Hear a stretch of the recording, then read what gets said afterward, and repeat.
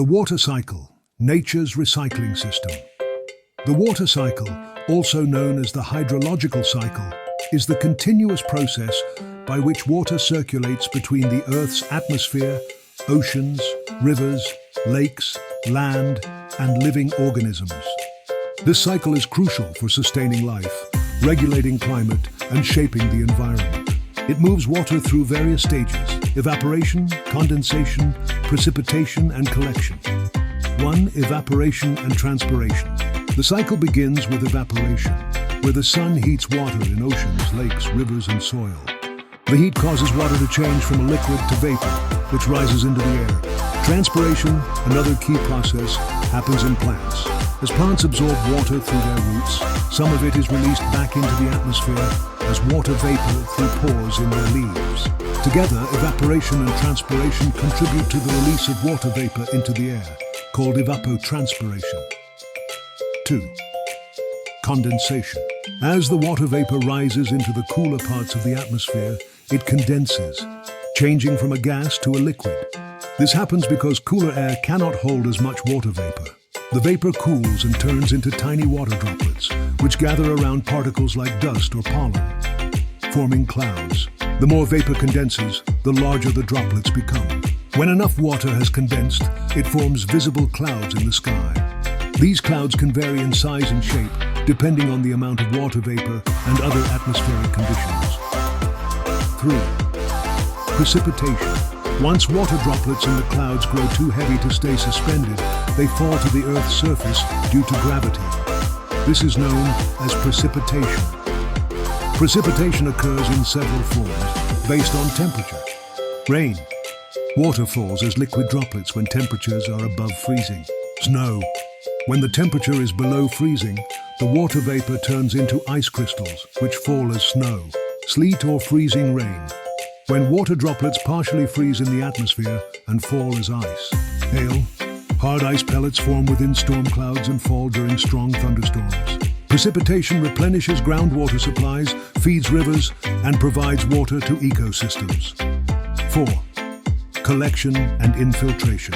After precipitation, water collects in rivers, lakes, oceans, and underground aquifers. Some water flows over the surface of the land in runoff, moving toward bodies of water. Other water infiltrates the soil, where it may be absorbed by plants or move deeper into the ground to become groundwater. Groundwater is stored in aquifers, which are underground layers of water. This water can be accessed by wells or springs. From here, water either moves toward the oceans, is absorbed by plants, or continues to circulate through evaporation and condensation, restarting the cycle. Other components of the water cycle. Runoff. Water that flows over the Earth's surface, carrying sediments and nutrients into rivers and lakes. Sublimation. In cold environments, ice or snow can change directly into water vapor without becoming liquid first. This process is called sublimation. Deposition, the opposite of sublimation, where water vapor directly turns into ice, such as when frost forms.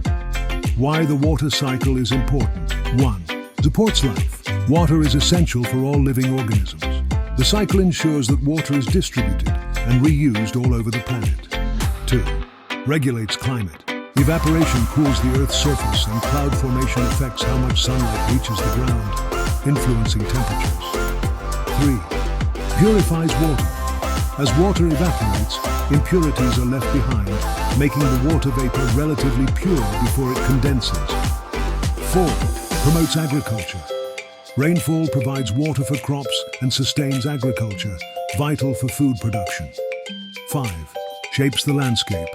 Water erodes rocks and soil, creating valleys, rivers, and other landforms over time. Human impact on the water cycle.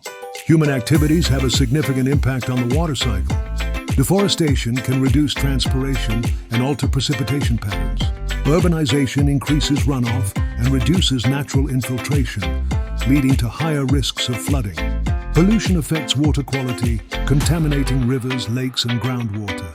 Climate change can alter precipitation patterns, causing more intense droughts, storms, or floods in different regions. Managing water resources and reducing human impact is essential to maintaining the balance of the water cycle. and ensuring access to clean water for future generations. Conclusion.